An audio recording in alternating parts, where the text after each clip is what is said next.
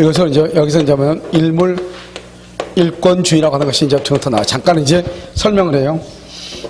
여러분 여기 보면 일물 일권주의라고 하는 것이 뭔가 지금부터 설명을 하면은 하나의 물건에는 하나의 권리가 있다 이런 말이잖아요. 그러니까 일물은 뭐냐 물건이에요. 물건. 그럼 물건은 뭐가 있다? 동산과 뭐가 있어? 부동산이 있죠. 그다음 우리가 한번 써보는 거예요. 부동산은 뭐가 있다? 토지하고 건물. 이제 좁은 의미로 그렇다 이 말이죠. 임목, 명인방법, 농작물이 있잖아요. 그러면 일권이죠. 일권은 물권이라고 하는 것이죠. 물권은 또 뭐가 있다? 점유권하고 뭐가 있어요? 본권이 이렇게 있죠. 본권에는 또 뭐가 있어요?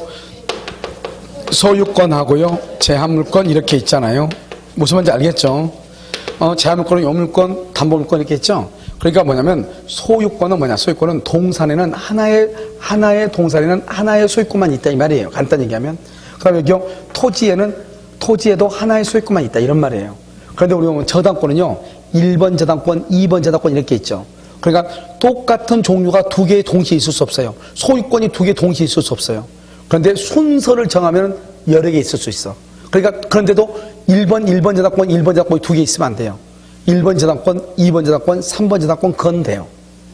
알겠죠? 이것은 일물 일권이다. 하나의 물건에는 하나의 권리가 있다 이런 말이에요. 자, 그런데 일물 일권주의에서는 원칙이 나온 것이 아니고 항상 예외만 시험에 나와. 예외만. 이것은 뭐냐면 건물의 일부 하고요. 여기 토지의 일부 하고요. 그다음에 여기 공유 이렇게 공동 소유. 그다음에 이거 점유하고 그다음에 등기 이렇게 돼 있는데 뭐냐면 이런 거예요. 건물의 일부에는요 뭐냐면 구분 소유예요. 이런 구분 소유가 뭐냐? 아파트 있죠? 아파트가 뭐예요? 건물은 하나잖아요. 그런데 구분 박스 쳐가지고 닭장처럼 박스 해가지고 소유권이 100개가 되는 거잖아요. 그걸 구분 소유라고 하는 거예요. 아파트를. 그 다음에 여기 구분 소유라고 하고요. 그 다음에 전세 있죠. 건물은 일부에 대해서 전세 3층짜리 건물을 1층만 전세할 수 있어 없어? 있죠. 토지는요. 토지는요. 전세권 하고요. 그 다음에요. 지상권 하고요. 그 다음에 지역권. 지역권, 전세권은요. 토지의 일부에 대해서 돼요. 그래서 이런 말이 나와. 지상권, 지역권, 전세권을 뭐라고 그래요? 용익물권이라고 얘기해요. 용익물권이요. 그래서 지상권, 지역권, 전세권 용익이라고 그래요. 사용하고 수익하는 거예요. 지상권, 지역권, 전세권 이렇게. 토지의 일부. 여기는요. 건물의 일부죠. 여기 봐봐요. 건물의 일부 여기죠. 여기. 전세권이죠. 건물의 일부하고 토지의 일부죠. 이걸 전세권이라고 그래요. 이 전세권은 토지하고 건물의 일부인데 전세권도 무슨 물권이죠? 용익물권이 시험에 이렇게 나와. 용익물권은 토지의 일부에 설정할 수 있다. 맞는 말이죠. 지상권은 토지의 일부에 설정할 수 있다. 맞는 말이죠. 구분 소유는 건물의 일부에 설정할 수 있다. 맞는 말이죠. 토지와 건물의 일부에 용익물권을 설정할 수 있다. 이렇게 나온단 말이죠. 토지와 건물의 일부의 용익물권. 그럼 뭐냐? 토지하고 건물 일부에 즉 전세권은 건물의 일부, 전세권은 토지 일부잖아요. 전세권은 무슨 물권이다? 용익물권에 속하잖아요. 알겠죠? 그래서 전세권은 토지나 건물의 일부에 설정할 수 있다. 이렇게 얘기하는 거예요. 무슨 말인지 알겠죠? 자, 그 다음에 공유죠. 공유는 뭐예요? 이렇게 갑이요. 갑이라는 사람의 지분이 2분의 1, 을이라는 사람의 지분이 2분의 1이에요. 토지 지금 땅이 몇 개예요? 한 개죠. 한 개인데 지금 소유자가 몇 명이에요? 2명. 그러면 돼, 안 돼? 안 된다고 그랬죠? 하나의 토지에는 소유자가 몇 명 돼야 돼? 한 명 있어야 돼. 지금 2명이잖아요. 골치 아프죠? 그러면 이건 안 돼. 근데 안 되는 게 아니고 2분의 1 더하기 2분의 1은 얼마예요? 엄청나게 어려운 말이에요. 이게 잘 모르면 아침에 9시에 노란 차가 왔다 갔다 해요. 알겠죠? 그래서 그 차 타고 갔다 오면 가르쳐줘. 알겠죠? 그래서 2분의 1 더하기 2분의 1은 4분의 2가 아니고 얼마다? 1이다. 1. 그러니까 결국 2분의 1 더하기 2분의 1은 1이니까 소유권이 몇 개라는 거다? 한 개라는 거예요. 그러니까 이걸 우리 뭐냐? 공동소유라고 그래. 지분으로 소유하고 있다 이 말이에요. 지분. 여러분 나중에요. 이 지분이라고 하는 것은 아주 개념이 간단해. 나중에 배운단 말이죠. 근데 이 지분이라는 개념이 있어야 나중에 여러분들이 경매를 받거나 이렇게 할 때 그 말이 무슨 말이다 이걸 알 수 있단 말이죠. 그래서 여기 2분의 1 더하기 2분의 1은 1이니까 결국 공유는 소유자가 2명 있는 것처럼 보이지만 실제로는 몇 명이다? 1명이다 이 말이죠. 그러니까 아무 문제가 있어 없어? 없다 이 말이죠. 봐봐. 점유하고 등기죠. 등기는 하나의 물건에는 하나의 등기만 있어요. 하나의 부동산에 하나의 등기만 있어요. 부동산의 일부의 등기를 절대로 못해요. 만약에 내가 건물이요 3층짜리 건물을 내가 개인적으로 가지고 있단 말이죠. 그러면 3층이어도 건물은 한 개죠. 그럼 한 개면 등기는 몇 개 있었냐? 한 개만 있어야 돼요. 그러니까요, 등기는 일부에는 등기가 된다, 안 되죠. 그래서 등기부 취득쇼는 토지나 건물의 일부에는 안 돼요. 자, 여러분 봐봐요. 여기 지금 몇 개가 있죠? 지금 4개가 있죠? 4개 중에서 하나만 내가 잡고 있죠. 이걸 뭐라고 그래요? 점유라고 하죠. 점유는 일부에는 돼야 안 돼요? 되죠. 그러니까 우리가 나중에 이제 나온단 말이에요. 취득쇼라는 것이 나와. 점유 취득쇼는 일부에 대해서 가능하다. 그런데 등기부 취득쇼는 일부에 대해서 가능하지 않다고 얘기하는 거예요. 이것을 뭐란다? 일권주의다 이렇게요. 그럼 여기서 뭐냐? 물권 법정주의요. 물권 법정주의라고 하는 것이 있는데요. 물권은 법으로 정한다 이 말이죠. 그러니까 여기서 물권은 뭐죠? 아까 얘기했죠? 점유권, 본권. 그다음에 본권은 또 소유권과 제한물권. 제한물권은요, 용물권과 담보물권 이렇게요. 그럼 여기서 이제 물권은 법으로 정하죠. 법. 여기서 이 법이라는 것은 뭐냐? 법은요, 법률이 있고요. 그다음에 여기 관습법이라고 하는 것이 있어요. 여기서 법률이라는 것은 문자로 이루어졌다 성문법이라고 하는 것이고요. 문자가 없다 불문법이다 이렇게 얘기해요. 한문은 필요 없어. 그런데 뭐냐면 문자로 되어 있다 이 말이죠. 우리가 보면 민법 제1조, 제2조, 제3조 문자로 되어 있죠. 그럼 우리가 맨 위에 뭐냐? 맨 위에는 공법에서 배웠죠. 맨 위에 헌법이에요. 헌법 밑에 뭐가 있어요? 법률이 있어요. 헌법 법률. 그다음에 뭐가 있어요? 명령이 있어요. 명령. 그다음에 뭐가 있어요? 조례가 있어요. 조례. 그다음에 뭐냐? 밑에가 규칙이에요. 그래서 헌법, 법률, 명령, 조례, 규칙이요. 위계 질서예요. 제일 위가 헌법이에요. 왜냐? 헌법은 국민 투표로 해요. 그런데 법률은 국회, 깡통들이 만들어요. 깡통들이. 알겠죠? 그러니까 대한민국에서 제일 멍청한 것들이 국회의원이잖아요. 알겠죠? 아무튼 그것들이 만들어요. 그것들 죽지도 않고요. 이렇게. 김정일은 왜 자꾸 엉뚱한 데다가 폭탄을 쐈는지 모르겠어. 국회가 있는데 연습하려면 국회라고 하지. 알겠죠? 예? 그래서 여기요. 헌법은 국민이요. 국민. 그러니까 제일 위에요. 그럼 국회의원도 뭐죠? 국민 투표로 해서 되는 거잖아요. 지역구잖아. 근데 지역으로 해야 하니까 좀 더 약하죠. 투표는 투표여도. 그 다음에 명령은요, 행정부가 이제 국회에서 법을 만들면 그 법을 시행을 해야 되는데, 그 시행을 하려면 또 세세하게 적어야 되잖아요. 그래서 이제 영으로 하죠, 영. 그래서 나중에는 보면 중의사법에 시행령이라는 게 나와. 시행령. 그게 바로 영이란 말이죠. 조례는 지방의회, 남양주시 의회에서 만든 걸 조례. 그 다음에 규칙이라는 것은 남양주 시장이 만든 거. 그걸 규칙이라고 그래요. 그래서 헌법, 법률, 명령, 조례, 규칙이에요. 여기서 법률이라는 것은 여기까지만 얘기해, 여기까지만. 그러니까 뭐는 안 된다? 명령, 조례는 된다, 안 된다? 안 된다. 이게 첫 번째 중요해. 물권 법정주의에서 법은 명령이나 조례는 안 된다. 자, 두 번째. 우리가 보면 어떤 경우는 법이라고 쓰고 어떤 경우는 법률이라고 쓰죠. 어쩔 땐 법이고 어떤 법률이야. 뭐죠? 앞에 봐봐. 법하고 법률이 있어. 여보, 민법이에요. 민사소송법이에요. 알죠? 부동산 등기 특별조치법이에요. 그런데요, 앞에가 뭐뭐에 관한 이런 것이 많이 있으면 그건 법률이라고 그래요. 똑같은 건데. 가등기 담보 등에 관한 법률이에요. 법이 아니고. 집합 건물의 소유 및 관리에 관한 법률이에요. 부동산 실권자 명의 등기에 관한 법률이에요. 알겠죠? 그러니까 앞에가 관한이라는 말에서 법을 쓰지 않고 뭐라 써? 법률이라고 써. 수산업법이에요. 수산업법. 광업법이에요. 알겠죠? 부동산 등기 특별조치법이에요. 부동산 등기 법이에요. 알겠죠? 관한이란 말이 있어 없어? 없죠. 그럼 법률이라고 하지 않고 뭐라고 한다? 법이라고 얘기를 해. 됐죠 지금? 자, 그래서 법까지. 이것은 문자로 된 것을 얘기하는 것이고, 여러분 불문법이라는 것은 불문은 문자가 없는데도 법이라고 하는 거. 이런 봐봐. 종중. 우리가 보면 어린아이들 지나가면 어른들이 물어보죠. 야, 너 이름이 뭐니? 그러면 야, 저 김 누군데요? 아, 그래, 너 어디 김가니? 이렇게 물어보죠. 아, 저는요 무슨 김가고요, 몇 도선이요. 그러죠. 어린애가 뭔지도 모르고 집에서 하도 가르쳐 주니까. 그렇잖아요. 그럼 뭐라 그래? 야, 너 큰 놈 크게 되겠다 앞으로. 똑똑하구나 이렇게 얘기하죠. 옆에 있는 애한테 물어보죠. 너는 뭐니? 나 그거 무슨 말인지 모르겠는데요. 야, 너는 가정교육이 왜 그렇게 개판이? 이러면 우리가 몇 도선 아는 거다 무슨 중요해? 나도 뭐냐면 나도요. 밀양박과 귀정공파 28도선이거든요. 그게 뭐가 중요하냐고. 그게 뭐야? 뭐 28대가 못 쳤다고 그래가지고.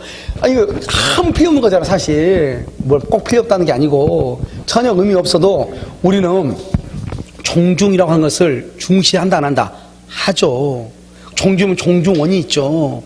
옛날에는 종중원을 누구만 했냐? 종중원을 성년 남자만 종중원이 됐다고. 그런데 나중에 우리가 이제 보상 문제에서 여주에서 이제 문제 사건이 일으켜가지고 여자도 종중원이 된다고 했단 말이죠. 그때 판례가 뭐라 했냐? 종중과 종중원에 관한 그것은 판례법, 즉 관습법에 의해서 인정된다. 즉 무슨 말이냐? 법에는 없어. 법에는 민법에는 종중이나 종중원이란 말이 없단 말이죠. 없지만 우리 사회 구성원들이 다 종중원 중시한다, 중시하지 않는다, 중시하지. 그러면 선거 때 되면 종중이라는 것이 얼마나 중요한지 몰라요. 알겠죠? 그렇기 때문에 그것은 종중이나 종중원이라는 것은 법에는 없지만 관습법이다 이 말이죠. 그런데 종중원의 자격을 관습에 의해서 성년 남자로만 한정하고 있었단 말이죠. 그래서 판례가 뭐라고 했냐? 성년 남자로만 한정되어 있는 그것은 종중원의 자격은 헌법을 최상위 규범으로 하는 전체 법질서에 위배되는 것이다 이렇게 얘기했단 말이죠. 그래서 여자도 종중원이 돼. 그래서 여러분들도 여러분 성씨 있죠? 거기에 다 종중원이 되는 거예요. 19살 이상이 되면은. 무슨 말인지 알겠죠? 그래서 불문법이다. 불문은 글자가 없어도 법처럼 여기는 걸 얘기하는 거예요. 알겠죠? 그 사회 구성원들이 다 그렇다고 생각하는 것. 그래서 여기 대표적인 게 뭐가 있냐? 불문법에 인정되는 건 뭐가 있냐? 그래서 분묘기지권이에요. 이번에 여러분요, 대법원에서 3개월 전에 내가 땅을 샀는데 내 땅에 보니까 남의 묘가 있는 거예요. 이것을 개발하려고 하니까 남의 묘 때문에 개발을 못해. 왜? 묘를 이장시켜야 되잖아요. 이장하려면 여러분요, 돈이 꽤 많이 들어요. 최소한 500 이상 들어. 한 기당. 그러니까요, 거기 한 20개 있으면은요, 그냥 얼마 들어? 1억이 들어가는 거예요. 그러니까, 나 이거 인정 못하겠다. 그래서 사람이 대법원에다 소송을 제기했어. 왜 남의 땅에다가 무작정 묘를 썼는데, 그걸 내가 인정해줘야 되냐, 이 말이죠. 그래서 분묘기지권이라는 것은 판례가 지금까지 다 법에는 없어. 관습법에서 우리가 남의 땅인 것을 알면서도 거기다 조상의 묘를 쓰죠? 그러면 그 묘를 내가 관리하는 동안은 그 땅에다 내가 묘를 그대로 둘 수가 있는 거예요. 그걸 분묘기지권이라고 그래. 이런 좀 봐봐. 내 땅에다가 묘를 써놨죠? 그건 분묘기지권이 아니에요. 분묘기지권은 남의 땅에다가 묘를 쓴 걸 얘기한단 말이죠. 그걸 판례에서 인정된단 말이죠. 그걸 관습법이란 말이죠. 그러니까 이 사람 열받아서 소송을 제기했어. 그래서 대법원에서 6번인가 7번인가는 공청회를 같은 걸 했어요. 알죠? 서로 이제 묵고하고 전문가 나와서 얘기했단 말이죠. 그래서 끝내 이번에요, 8월달인가 7월달인가 판결이 났단 말이죠. 뭐가 나왔냐? 관습법으로서 인정되는 것이다. 어쩔 수 없다. 이렇게 했단 말이죠. 그래서 여러분들 보면 나중에 토지 임야를 중개할 경우가 있어요. 여러분, 임야를 중개할 때 정말 조심해야 돼요. 왜냐면 임야를 중개할 때는 반드시 내가 산을 다 돌아다닐 수는 없잖아요. 묘가 몇 개 있는지 알아 몰라? 모르잖아요. 그러니까 항상 특약사에 써야 돼. 중개업자가 빠져나갈 수 있는 것을. 그래서 묘에 대해서 묘가 몇 개 있는지 모르는데 임주인한테 먼저 물어봐야죠. 그리고 먼저 미수한테도 괜찮냐고 물어봐야죠. 더 있는 거에 대해서는 어떻게 할 수 있다 없다는가, 한기단 발생하면 뭐 돈 얼마나 준다거나 그런 것을 특약사에 꼭 써야 돼. 안 쓰면 나중에 반드시 문제가 돼. 알겠죠? 그래서 중개업자는 내가요 산을 돌아다니면서 알 수는 없잖아요. 중개업 매도인과 매수인에게 확인을 시켰다 현재까지 이것을 딱 해서 써주면 돼. 나머지 것들은 매도인의 책임을 한다 이런 식으로. 왜냐면 나머지 또 발견되죠? 그럼 누가 책임져야 돼? 매도인이 책임을 진다거나 매수인은 더 이상 책임을 묻지 않는다거나 이러면서 물어봐가지고 거기다 특약상에 써야 되겠죠. 이해됐죠 지금? 그걸 분묘기지라고. 분묘가 뭐죠? 기본적인 땅 짓자. 기본적인 땅, 묘를 쓰는 기본적인 땅. 알겠죠? 그걸 분묘기지라고 그래. 근데 분묘기지 권은 뭐냐? 권은 그 묘를 수호하고 봉사하고 제사 지내고 관리하는 것, 그것을 관리하기 권. 그러니까 땅에 묘가 있는 것을 분묘기지. 땅. 그 묘가 땅 위에 있는 그 묘를 관리하고 봉사하고 제사 지내고 수호하고 하는 것을 분묘기지권이라고 얘기를 해. 이해됐죠? 자, 그 다음에 인정되지 않는 거. 이게 시험 잘 나와. 이게 첫 번째 원청권. 여러분, 원청권은 그것은 물권이 아니에요. 그러니까 봐봐요. 내 땅 밑으로 뭐가 지나가죠? 온천수가 흘러가죠? 온천수. 그러면 그것을 뭐란다? 그것은요, 온천수는 내 것이 되는 거예요. 그러니까 여기서 만약에 이 땅에 소유자가 3명이 있는데 온천수가 이쪽으로 지나가면 3사람이 다 부자 되는 거죠. 그 다음에 공원 근린이랑 가까운 근처에 있죠? 공원 이용권이요. 공원 이용권. 공원을 이용할 수 있는 권리. 그 다음에 사도란 것은 개인이 만들어 놓은 도로. 사도를 통행할 수 있는 권리. 사도 통행권 이렇게요. 그 다음에 또 뭐가 있냐면 미등기 건물의 뭐다? 양수인. 이렇게. 그럼 우리나라는 원칙적으로 등기를 함으로써 소유권을 취득한단 말이죠. 그냥 미등기 건물의 양수인. 이것은 뭐다? 관습법이 있다 없다? 없다. 아니다 이 말이죠. 이 네 가지는 무조건 암기해야 되고, 특히 온천권에서 이런 온천수 있죠. 온천수. 온천수는 생활용수. 생활용수 2단이다. 생활용수가. 이러면요, 아침에 학원 오실 때 온천수로 머리를 감고 오셨나요? 온천수 한잔 들이키고 왔어요? 이상한 데서 나왔다는 거예요. 알겠죠? 그래서 이러면요, 여기서 온천수는 생활용수도 아니다. 아니다. 이게 주택관리사 시험에 났어. 온천수는 생활용수가 아니다. 자, 그 다음에 우리가 이 법률이죠. 이 법률은 반드시 법률이라는 것은 뭐냐? 뒤에가 꼭 법 또는 법률로 쓰여 있어야 돼. 뒤에가 법률. 이것을 뭐라 한다? 형식적 의미의 법률이라고 얘기해. 이 형식적을 뭐라 한다? 이것을 헌법상 의미의 법률. 이렇게. 그래서 변호사 시험 있죠. 변호사. 작년 변호사 시험에서는 법률은 헌법상 의미의 법률이다 이렇게 나왔어. 대부분은 그냥 형식이라는 건 뭐냐? D가 반드시 뭐라고 나와야 돼? 법 또는 법률로 나와 있으면 된다 이 말이죠. 이것을 물권 법정주의고 정하죠. 이 법이고 뭐를 정하냐? 정하는 것은 종류와 내용을 정한다. 법으로. 이런 아까 있었는데 소유권을 볼까요? 소유권은요. 소유권을 뭐 한다? 먼저 내용이 뭐다? 점유하죠. 점유권 등. 그다음에 사용하고 수익하죠. 그다음에 뭘 한다? 처분한다 이 말이죠. 이러한 권능으로 이루어졌어. 이것을 반드시 법으로 정해. 그런데 우리요 판례가 뭐가 있냐? 사용 수익권이 없는 소유권은 있을 수가 있다 없다? 없다 이 말이죠. 왜?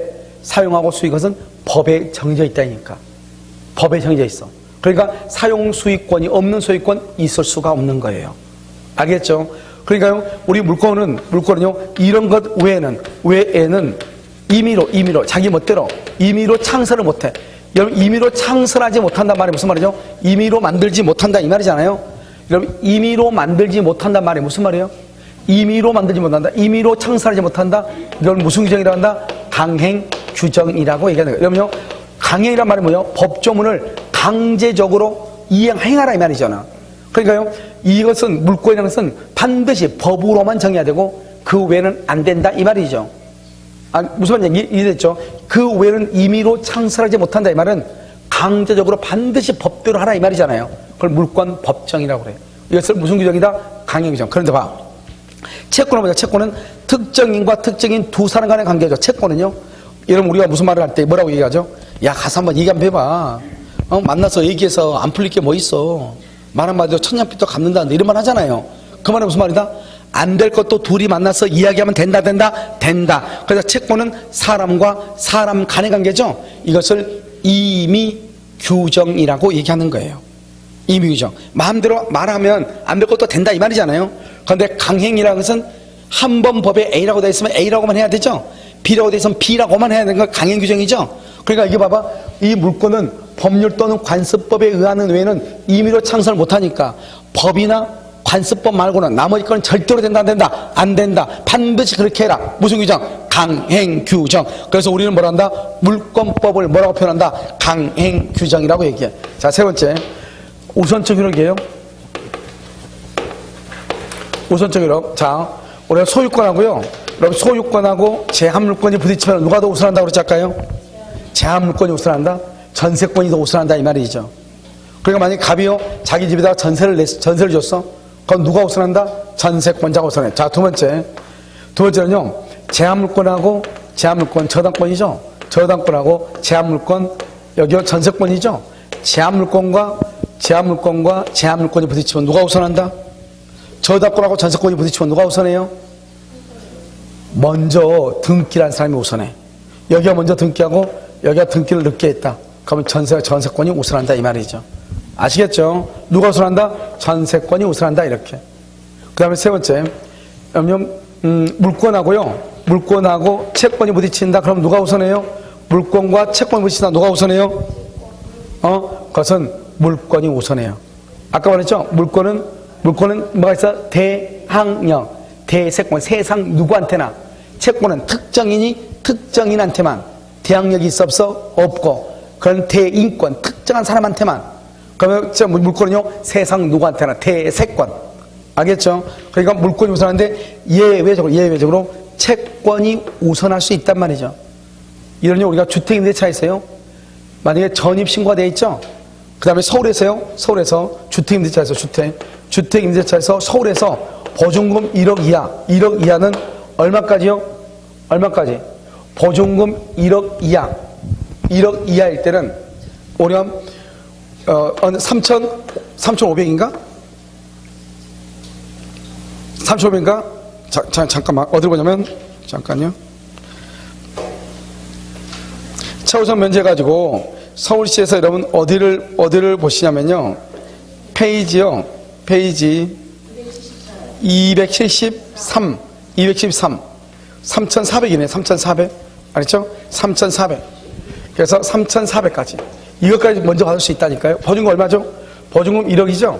이러면 3,400을 제일 먼저 받아. 그 사람한테. 그냥 봐봐. 내가 서울에서 사는데, 내가 서울 사는 아파트가 경매가 되는데, 내가 보증금이 9,500이야, 9,500. 그럼 1억이 안 되죠? 그럼 내가 순서에 관계없이 나한테 제일 먼저 얼마를 떼죠? 3,400을 먼저 떼죠. 알겠죠? 보증금 뭐다? 채권이다? 물권이다? 돈이니까 채권이죠. 그러니까 채권이요, 저당권보다 더 먼저 돈을 받는다니까. 알겠죠? 그것을 뭐란다? 그것을 물권과 채권에서 채권이 예외적으로 채권이 우선할 수 있다. 이것을 우선적 효력이라고 그래. 자, 그 다음에 우리 이제 물권적 청구권이라는 게 있어. 이 물권적 청구권은요, 여러 가지가 있지만 지금은 여러분요, 우리가 이제 볼 필요 없고, 뭐냐. 우리가 거기 보면 물권 청구권이 되게 복잡하게 쓰여 있을 거예요. 그것은 우리가 어느 정도 물권을 배우고 난 다음에 공부하는 것이고, 지금은 뭐냐, 물권 청구권은 항상 이럴 거예요. 현재 침해받은 소유자가 현재 침해하고 있는 누구한테? 점유자에게 이렇게 현재 침해를 받은 소유자가 현재 침해를 하고 있는 점유자한테 청구를 해. 야, 이게 무슨 말인가? 별 문제는 아니에요. 한번 볼까요? 자, 여기 이렇게 갑이라는 사람 있죠? 갑이라는 사람의 토지에다가요, 을이라는 사람이, 이런 보면 가끔 가다 보면 무단으로 조립시도 이렇게 지은 사람이 있어 없어? 있죠. 컨테이너 같은 거 옮기는 사람이 있죠. 그래서 이 을이 무단으로 건축을 했다 이 말이죠. 무단으로. 갑이라는 사람의 토지에 을이 무단으로 건축을 했다 이 말이죠. 그러면 자, 이제 어떻게 되냐? 우리는 지금 갑이라는 사람은 땅의 소유자죠. 그러면 현재 침해받은 소유자가 누구냐? 갑이죠. 현재 땅을 침해하고 있는 점유자죠. 그러면 누가 지금 땅을 지금 침해하고 있는가? 이를 알아야 되죠. 침해를 누가 하고 있는가? 건물이 하고 있는 게 아니라고. 알겠죠? 자, 봐. 우리 여기 보면 여기 이렇게 토지가 있죠? 토지가 이건 소유자가 누구냐 이 말이죠. 그런데 여기요, 건물 소유자 갑이에요. 갑이면 갑이라는 사람이 건물 소유자죠. 이 건물의 소유자가 대지를 점유하는 사람이에요. 대지 점유자가 돼. 건물 소유자가 땅도 점유한 것으로 봐. 알겠죠? 그럼 여기 봐봐. 이 사람이 지금 건물 소유자죠? 그러면 땅을요, 점유하고 있는 사람 누구다? 갑으로 본다니까. 이 토지 소유자 누구죠? A죠. 원래는 A가 자기가 소유자니까 자기가 점유를 해야 되잖아요. 그러면 땅 위에 건물이 있어버리죠? 그러면 건물의 소유자가 남의 땅을 점유하고 있는 것으로 봐. 그런데 이 사람이 만약에 지상권을 했다? 지상권을 설정해서 건물을 지었다? 그러면 땅의 점유가 적법이죠. 그런데요, 불법으로 건물을 지었다? 그럼 이 사람은 불법이든 말든 건물은 누구 거다? 갑의 거죠. 갑이 건물 소유자죠? 그러면 갑이 불법으로 건물을 지었다는 것은 갑이 불법으로 남의 땅을 점유하고 있다 이 말이에요. 만약에 이 사람이요, 소유자가 아니고 만약에 이 사람이 잽싸게 또 이것을요, A라는 사람한테 B라는 사람한테 월세를 줬다, 월세. 그러면 이 B는 건물 소유자다 아니다. 건물 소유자가 아니죠? 소유자가 아니니까 이 사람은 건물을 점유하고 있는 사람이지 건물을 소유하는 사람이 아니기 때문에 남의 땅, A의 땅을 점유하고 있는 것이 아니에요. 건물만 점유하고 있는 것이에요. 건물은 누가 점유하고 있는, 땅은 누가 점유하느냐? 소유자, 갑이 점유하고 있는 거예요. 자, 그럼 무슨 말이냐, 봐. 이런 상태에서 만약에 이 을이요, 잽싸게 이것을요, A한테 이렇게 넘겼어, A한테 여기서 A가요, 임차인이에요. 여러분, 임차인은 건물 소유자다 아니죠. 건물 소유자가 아니고 건물만 점유하는 사람이죠. 건물 소유자가 아니면은 남의 땅을 점유하는 사람이다 아니다? 아니란 말이죠. 남의 땅을 점유하는 사람은 그럼 누구다? 건물 소유자가 점유하는 거라고. 그러니까 이 을이라는 사람이 건물을 지었다가 만약 이것을 A한테 월세 임대를 주죠. 그러면 이 땅을 몰래 점유하고 있는 사람은 A가 아니고 누구다? 을이에요. 그러니까 이 사람이 뭐라 한다? 이 사람이 그러면 이 갑이라는 사람이 내 땅 돌려달라고 해야 되겠죠. 내 땅을 돌려달라면 어떻게 해야 돼요? 건물이 철거해야 되겠죠. 건물의 철거는 누구한테 청구하냐? 건물 소유자한테. 건물 소유자가 누구다? 을이죠. 을한테 철거하라고 하고 철거. 그럼 철거하려면 어떻게 해야 돼요? 이 A라고 하는 사람이 이 건물에서 잠을 자면 돼? 안 돼? 잠자고 있는데 철거하면 우리가 그걸 뭐냐? 묻어버렸다고 얘기하는 거예요. 알겠죠? 그러니까 어떻게 한다? 이 사람은 어떻게 한다? 퇴거라고 해. 퇴거. 나가라고 해야지. 철거는 을한테 청구하고 퇴거는 A한테 나가라고 해야 돼. 됐죠 지금? 자 그럼 봐봐. 갑이라는 사람의 땅에다가 을이요 무단으로 건물 지었죠? 무단으로 건물 지었죠? 이 건물 소유자 누구예요? 무단으로 건물 지었어. 건물 소유자 누구예요? 을이에요. 건물은 우리가요 신축한 사람이 소유자예요. 신축한 사람이 을이 소유자예요. 알겠죠? 그러니까 여기서 문제예요. 갑은 을한테 그 건물에서 나가라고 할 수 있어 없어? 너 나가. 퇴거하라고 퇴거해. 청구할 수 있어 없어? 청구할 수? 한 번만 더 물어보면 이제 대답 안 하겠네. 청구할 수가 없다 이 말이죠. 없다. 왜 퇴거라고 할 수 없다? 왜 할 수 없다? 왜? 무슨 말인지 알겠죠? 자기가 내가 뭐라 했어? 자기 집이라고 했잖아요. 아 자기 집이 자고 있는데 너 나가 그러면 너 집 나가. 왜? 그냥 나가. 말이 안 되잖아요. 너네 집 아니니까 나가 이래야지. 이 사람한테 야 이거 너 니네 집 아니잖아. 나가. 철거해야 되니까 이 말이죠. 근데 이 사람은요 너 집인데 너 이 집 주인이 누구야? 그러니까 을이. 응 안 돼? 그래? 너 나가. 왜? 그냥 몰라. 말이 안 되는 거잖아요. 그러니까 자기 집에 자기가 있으니까 나가라고는 못해. 나가라고는 못한다고. 대신 뭐라고 해야 돼? 철거하라고 하면 자기가 죽기 싫으면 나가서 철거하겠죠. 철거하라고 해야지. 나가라고 퇴거하라고 하면 안 된다니까. 이게 중요하다니까 이 말이. 이걸 알고 있으면 돼. 이 말이 무슨 말인지 알면 여러분 아무것도 아니야. 그럼 봐봐. 얘기 한번 볼까요? 또 하나만 봐. 막판으로. 자, 재밌죠 민법이요. 여러분 앞으로 여러분 왜냐면 이게 이제 여러분들이 중개를 하다 보면 이런 일, 토지 같은 거 하다 보면 이런 일이 생긴다고. 건물이 있어. 그런데 그 건물이 무슨 건물이냐? 모르는데 아무튼 10년 전부터 있었던 건물이래. 그럼 불법 건축물이잖아요. 그럼 이걸 어떻게 해야 될 것이냐? 이게 문제가 된다고. B라고 하는 사람한테 B라는 사람이 매수했어. 매수인인데 이 사람이 등기가 돼 있어. B가 이 건물을 샀다 이 말이죠. 건물 소유자 누구다? B다. 그러면 B면은 이 건물이 맨 처음 무단 불법 건축이었죠. 그 B가 샀죠. 근데 B는 잘못이 있어 없어? 자기가 지은 게 아니죠. 그러면 갑은 이 땅을 찾아오려면 건물이 철거돼야지 땅을 찾아올 거 아니에요. 근데 건물이 철거를 해야 되겠죠. 철거를 누구한테 철거한다? 누구한테 철거하게 해야 돼? 누구한테? 을한테 철거하게 해야 돼? B한테 철거하게 해야 돼?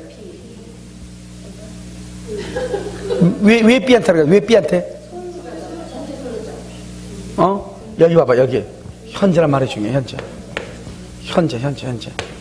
현재 땅을 점유하고 있는 사람. 현재 소유자가 누구다? 아까 말했죠. 건물 소유자가 땅을 점유한다고 그랬죠. 현재 건물 소유자가 누구다? B. 그러니까 건물 소유자가 뭘 점유해? 대지를 점유하죠. 그러니까 B한테 철거를 하라고요. B한테 철거. 그런데 문제는 뭐죠? 문제는 B는 잘못했어 안 했어?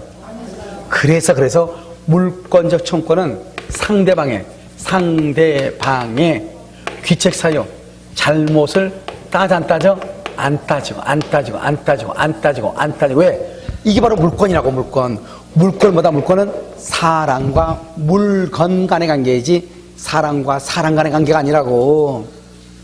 내 땅이 소유권이 불법 건물로부터 침해를 당했으니까 건물을 철거하라는 거잖아요. 건물을 철거하라.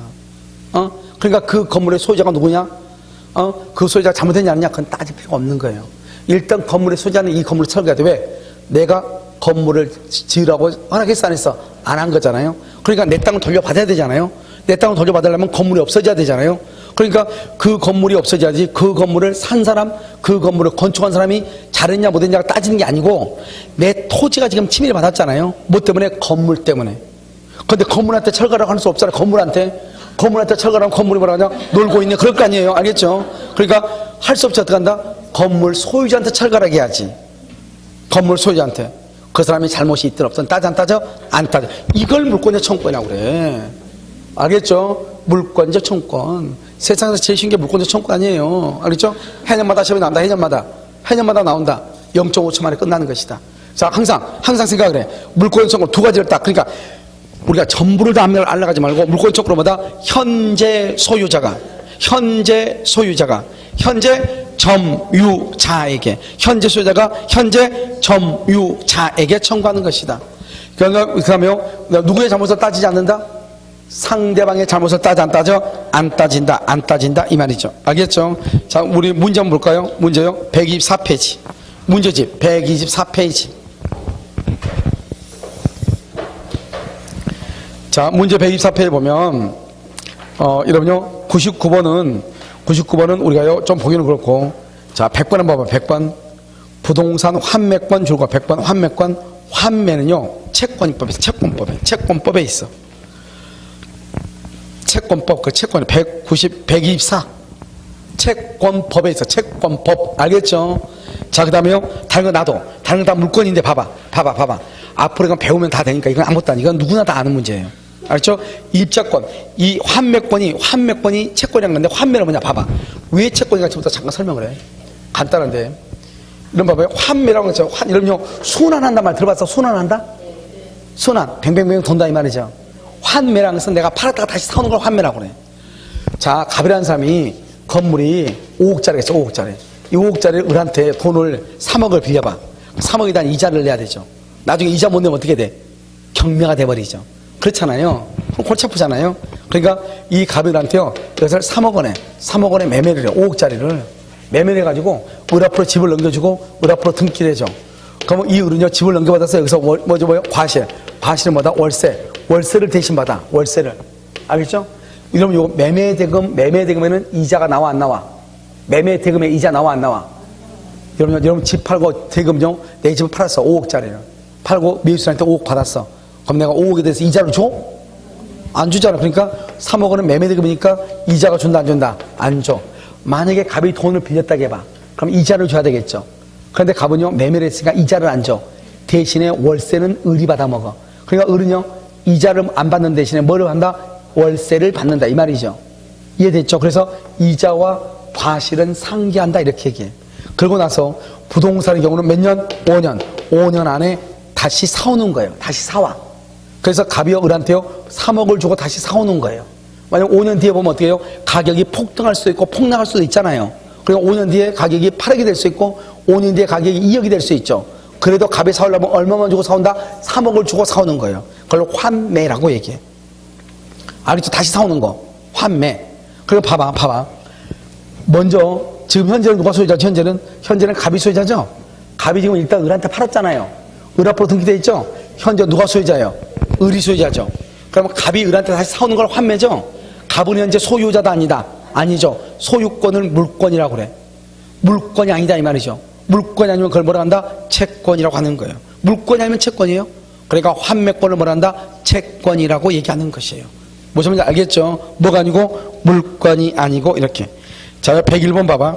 101번은요 저당권은 동일한 토지 위에 줄고 2개 이상 성립, 2개 이상 성립하는데 똑같은 번호가 2개 이상은 안 돼요. 1번 저당권, 2번 저당권 이렇게. 그들 상호간에는 줄고 먼저 성립한 저당권이 우선을 해. 1번 저당권, 2번 저당권 이렇게. 자, 그 다음에 2번 동일한 토지 위에 저당권이 설정된 후 성립된 지상권은, 여러분 이거 나중에 배워. 봐봐. 동일한 토지예요. 동일한 토지는 갑의 토지예요. 을이 저당권이고요. 그 다음에 여기 병이죠. 병이 지상권이다 이 말이죠. 지상권. 여러분 그러면 어떻게 되냐? 우리가 경매가 되잖아요. 누가 경매를 청구했다 중요하잖아. 누가 경매를 청구했든지 간에 관계없이 일단 경매가 되면 1번, 2번, 3번, 4번, 5번 쭉 이렇게 있을 거 아니에요. 누가 경매하든지 간에 관계없이 일단 경매된 물건이나 토지에 저당권이나 근저당권이 어디가 있나 봐. 봤더니 1번은 전세고 2번은 임차권인데 3번이 저당권이 있네. 그러면 3번 저당권 이 안에 모든 권리는 다 없어져 버려요. 그러니까 만약에요, 여러분이 만약에 우리 집이 경매됐는데 큰일 났어 이렇게 얘기하죠. 내가 전세 살고 내가 경매됐는데 큰일 났어. 그러면 내 앞에 누가 있나를 봐야지. 내 앞에, 나는 전세니까 내 앞에 만약에 저당권이 있다 그러면 나는 없어지는 거예요. 경매가 되면 없어지고 저당권자가 돈 받고 남은 돈이 있으면 내가 받는 거예요.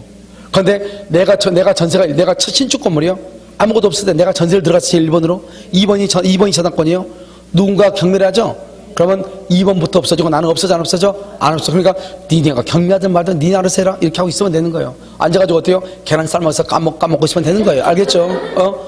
그러면 자기네끼리 알아서 하는 거예요. 나는 소멸한다 안 한다? 안 한다. 그러니까 저당권이 1번이고 저당권 다음에 뭐 있는 것들 있죠? 이것들은 경매가 되면 다 없어지는 거예요. 그걸 소멸주의라고 그래. 그러니까 여러분이 만약에 나중에 간단히 얘기하면 이제 아직 저당권을 들어가야지 내가 좀 더 자세히 설명하는데 일단 여기서 이렇게 한단 말이죠. 그러니까 여러분들이 나중에 누군가의 건물에 경락을 받고 싶어. 내가 건물 아파트 하나 받고 싶어.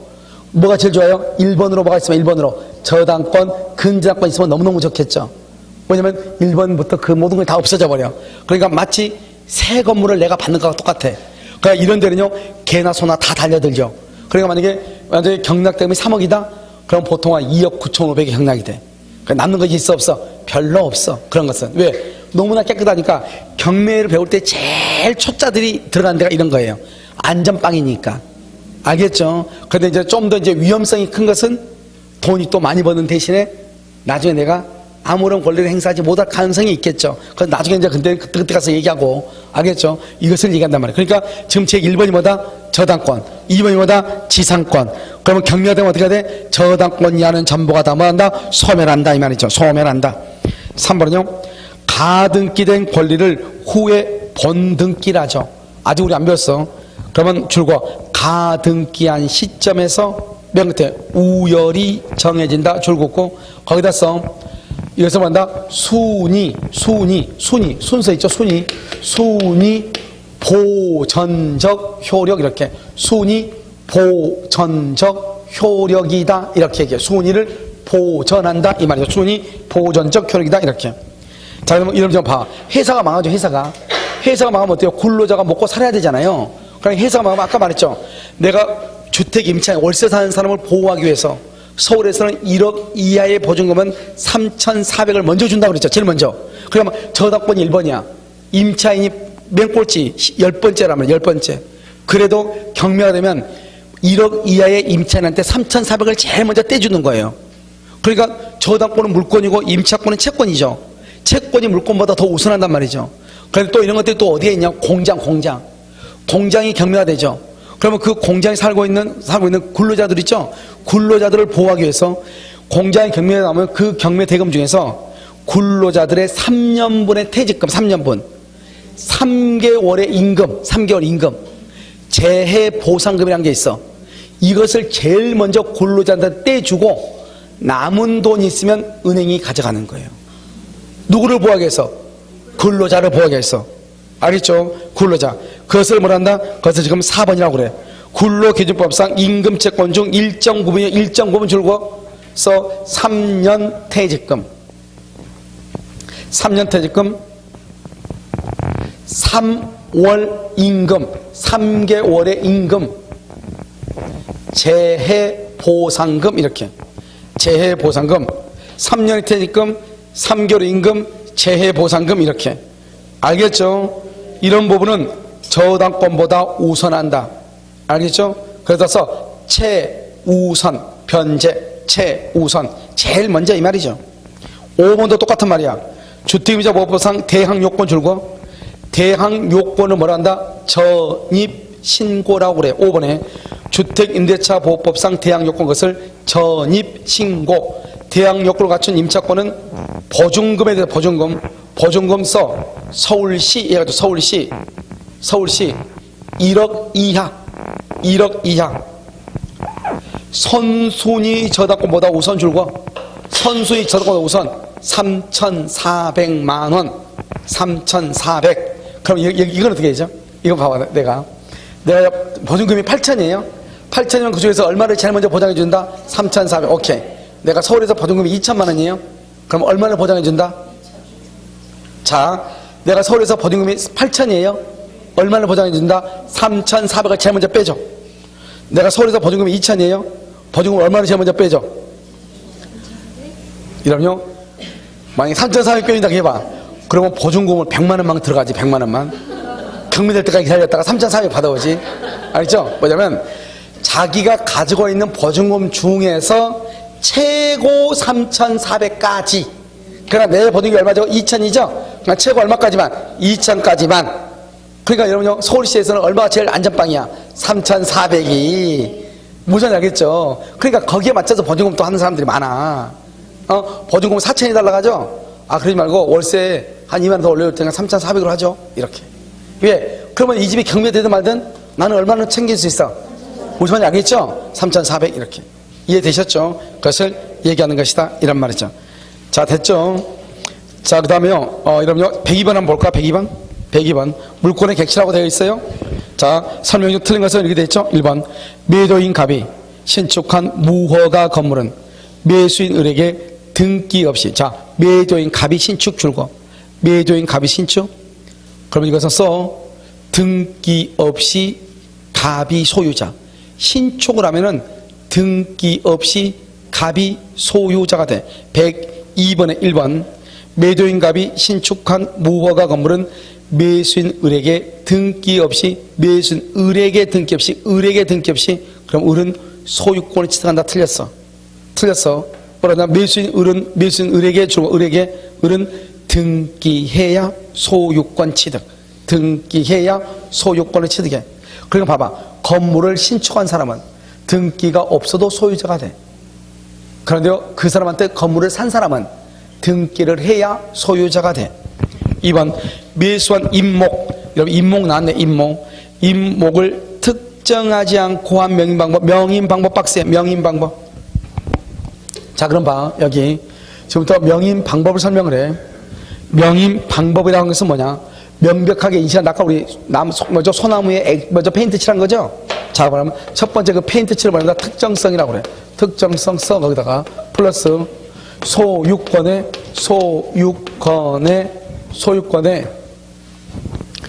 대외적 표시 플러스 계속성이에요. 계속성. 그래서 특정되고 소유권을 대외적으로 표시하고 계속이 돼야 돼. 한번 볼까요? 여러분, 여기 강원도 가죠. 강원도는 고냉기 배추 한번 봤어요? 혹시 심어놓은 거? 고냉기 배추. 저는요, 배추 깜짝 놀랐어요. 한번 보고, 산이 이렇게 있잖아요. 이렇게요. 근데 여기가 다 밭이야. 여기가 밭인데 산이 이렇게 있잖아요. 배추가 여기서 차를 타고 갔는데 한참을 가는 거야. 한참을. 깜짝 놀랐어요. 배추를 그거 누가 다 먹나. 알겠죠? 그런데 문제는 뭐냐면 여기가 이렇게 착시한 산인지 모르겠는데 되게 이렇게 가파르 보여요. 근데 거기 경기도 올라가 있고 트럭도 거기 올라가 있어. 거기서 배추 실어서 나오나 봐. 내려오나 봐. 한참을 쳐다보고 저게 어떻게 내려오지? 뒤집어질 것 같은데 경기도가 있고 다 가 있는 거예요. 고명 배추. 그러면 이 배추들은 개인이 만약에 배추를 팔면 팔겠어? 못 팔겠어? 못 팔죠. 그러니까 이건 어떻게 되냐? 거의 대부분 계약에 의해서 재배를 해요. 가락동 농산물시장 경매 제7호 이렇게. 그러니까 여기 배추가 이렇게 돼 있죠. 이렇게 밭이 다 경계가 있죠. 그럼 여기다가 뭐냐면 소유권의 대외적 표시란 말은 입간판을 세운다. 입간판을 이렇게 세우나 땅 주인은 갑이고 이 배추는 가락동 농산물시장 경매 7호의 소유임을 알려드립니다. 이렇게. 그래서 무단 출입을 금지합니다. 이렇게 써놓는단 말이죠. 알겠죠? 이걸 뭐냐? 특정이죠. 특정은 뭐죠? 경계가 경계가 특정이고 소유권 대외적 표시는 입간판이죠. 이게 이러면 어떻게 해야 돼? 이게 계속돼야 돼. 그런데 계속돼야 되는데 이게 어떤 놈이 술 마시고 열받아가지고 바로 차버렸어. 입간판을. 그랬더니 이놈의 입간판이요. 여기가 글씨 써있잖아요. 이놈이 이게 이렇게 벌레덩 누우면 어떻게 돼? 괜찮죠? 너 읽어볼 수는 있으니까. 그런데 술 마시고 차니까 아무렇게나 찰 거 아니에요. 입간판 찼더니 입간판이 이렇게 뒤집어졌다 이 말이죠. 그러면 계속이다 아니다? 아니죠. 이것은 명인 방법이 아닌 거예요. 판례가 아니라고 그랬어. 입간판이 쓰러져가지고 알 수 없다. 계속성이 없다고 했다니까. 알겠죠? 명인 방법은 뭐다? 명인 방법은 특정해야 돼. 페인트 칠해야 돼. 소유자가 누구라고 해야 돼. 명찰을 붙여놔야 돼. 그것이 계속돼야 돼. 나무에다 명찰 다 붙였더니 산을 사랑하는 사람이 어떤 놈이 나무에다가 붙여놔서 똑 잡아 떼버리죠? 그러면 명인 방법이다 아니다? 아니라니까. 무슨 말인지 알겠죠? 그것을 명인 방법. 그런데 여기는 지금 뭐가 있어? 특정하지 않고. 그러면 명인 방법 아니죠. 특정하지 않고 2번에 명인 방법이 아니다 이 말이죠. 3번은 구분 등기를 하지 않는 한 일동의 건물 중 일부에 대해서 줄거 일동의 건물 중 일부 동남이 보존 등기는 허용되지 않아. 왜 했어? 일부동산 1등기예요. 일부동산 1등기. 무슨 말이냐? 하나의 부동산에 하나의 등기를 해야 된다 이 말이죠. 알겠죠? 그런데 부동산의 일부에 달하는 등기가 된다 안 된다? 안 된다 이런 말이죠. 알겠죠? 자, 4번 임목에 관한 법률에 의해서 등기된 줄과 등기된 수목의 집단, 아까 이걸 뭐다? 이퀄 임목이라고. 임목. 이 임목은 뭐다?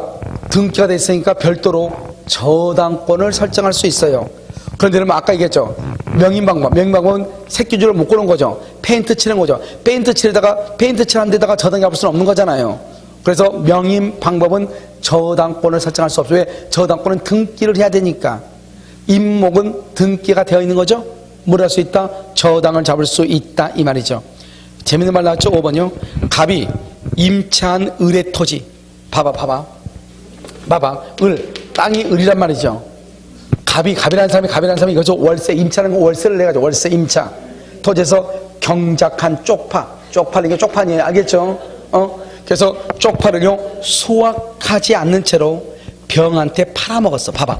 이게 을의 땅인데 이 쪽파는 누구 거냐? 갑의 거란 말이죠. 근데 갑이 이걸 병한테 팔아먹는다 이 말이죠. 병한테. 그럼 소유자가 갑에서 누구로 넘어가야 돼? 병으로 넘어가야 되잖아요. 그러면 여기 쪽파를 수확하지 않는 채 쪽파가 심어진 상태에서 경매 7호가 경매 8호한테 판다 이 말이죠. 그럼 어떻게 팔아야 돼요? 다시 명의방법 해야지.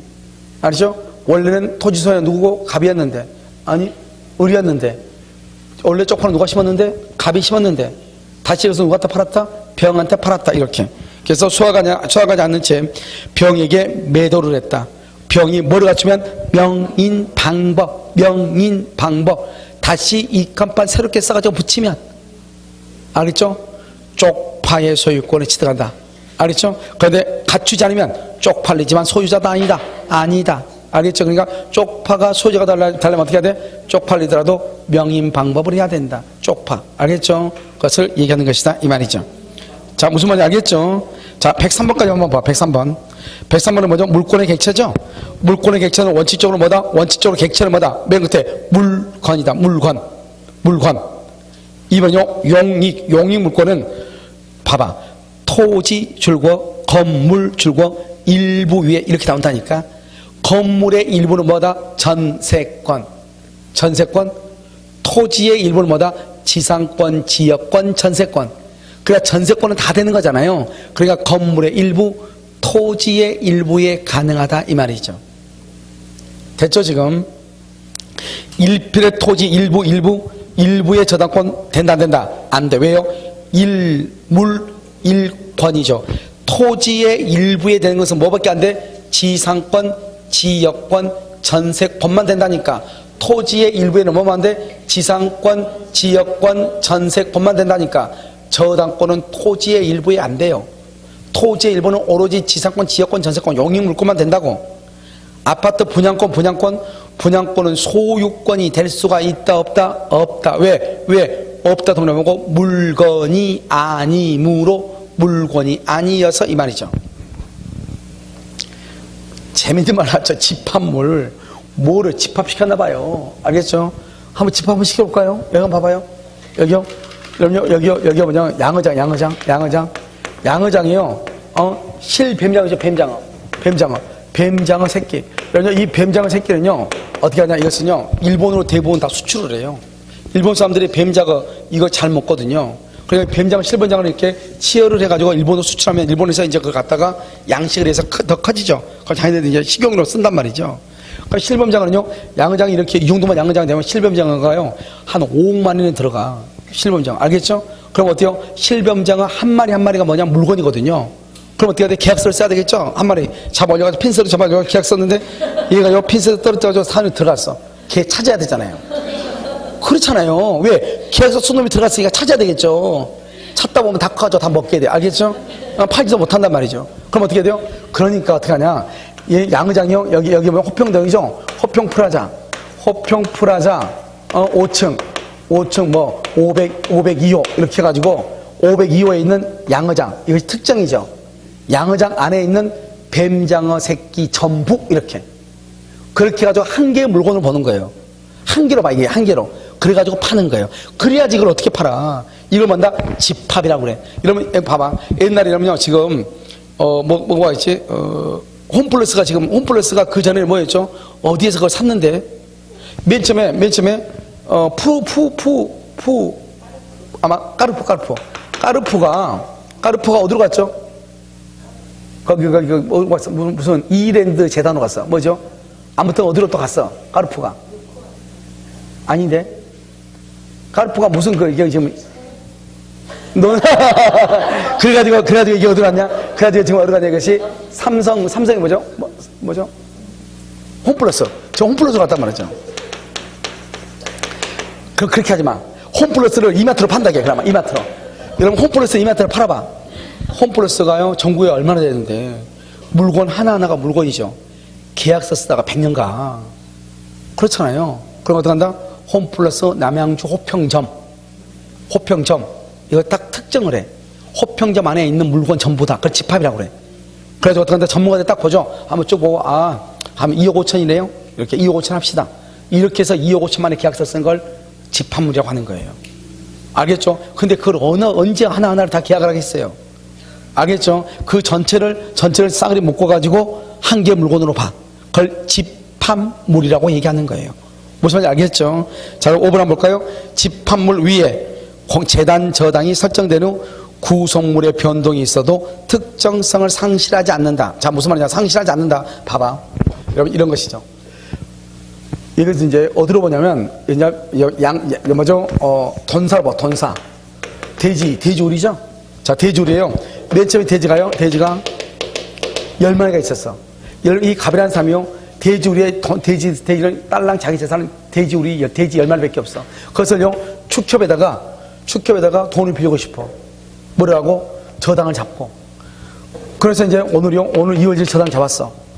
그런데 어떻게 돼요? 돼지가요, 무슨 짓을 했는지 뜻한 바가 있었는지 모르겠지만 아무튼 새끼를 낳기 시작했어. 새끼를 낳았어. 그러니까 새끼가요, 이렇게 6마리 새끼를 낳았어. 그럼 더 늘어났죠. 늘어나고 얘들은 또 커졌어. 그러니까 또 밖에 내다 팔고. 그렇잖아요. 또요, 새끼 돈 판 돈으로 또 새끼 또 몇 마리 또 사오고, 이렇게 사오고. 또 여기가 또 크니까 또 팔고. 이놈들이 또 크니까 또 팔고. 팔아가지고 또 사고. 그러니까 어떻게 돼요? 항상 증감할 수밖에 없는 거죠. 10마리 돼지우리 안에 있는 것을 가지고 돈을 빌렸는데. 그럼 증감할 수밖에 없는 거죠. 그런데 이 사람이 돈 안 갚아. 그러면 축협에서 이 돼지우리를요, 뭐란다? 압류를 걸어. 언제 압류 거냐? 5월 1일 압류 걸어. 압류를 딱 걸었더니 맨 처음에 돼지우리 안에 돼지는 10마리였는데 지금은 25마리야. 그럼 25마리 돼서 압류가 걸리는 거예요. 현재. 그러니까 증하고 감할 수 있겠죠? 그래도 문제가 된다, 안 된다? 안 된다, 이 말이죠. 이런 봐봐. 양어장 안에 있는 뱀장어 새끼가요, 수억 마리가 있어. 근데 그것이 어때요? 어느 정도 체가 크면은 일본에 수출해야 될 거 아니에요. 수출하고 다시 또 어때요? 부화시키고 이렇게 해야 될 거 아니에요. 그러니까 어때요? 양은 많아졌다가 줄어졌다가 많아졌다가 줄어졌다가 이러겠죠. 그건 돈 안 갚아. 그럼 내가 오늘 압류를 걸어. 오늘 있던 양어장 안에 있는 뱀장어 새끼 전부 거기에 대해서 압류가 걸리는 거예요. 그리고 그것이 1억 마리다. 그럼 1억 마리에 대해서 만약에 10억이다. 10억 마리에 대해서 이렇게. 맨 처음에 10마리였는데 압류 걸 당시에 25마리다. 25마리에 대해서 다 팔고 재수없게도 2마리밖에 없다. 그럼 2마리에 대해서 알겠죠? 효력이 미치는 것이에요. 그러니까 증감하더라도 문제가 있다 없다? 없다. 이렇게. 알겠죠? 그것을 우리는 뭐라 한다? 집합물이다. 특정성을 상실한다, 안 한다? 안 한다. 이렇게. 아시겠죠? 여기까지. 여기까지는 여러분요, 우리 이제 물권법에서 가장 기초예요. 그러니까 여러분들이 이 물권법을 반드시 알고 있어야 이제 우리가 다음 주에 뭘 보냐? 본격적으로 등기법에 대해서 공부한다. 등기법. 알겠죠? 그래야지 여러분이 알 수 있으니까요. 잠깐 쉬도록 그렇게 하겠습니다.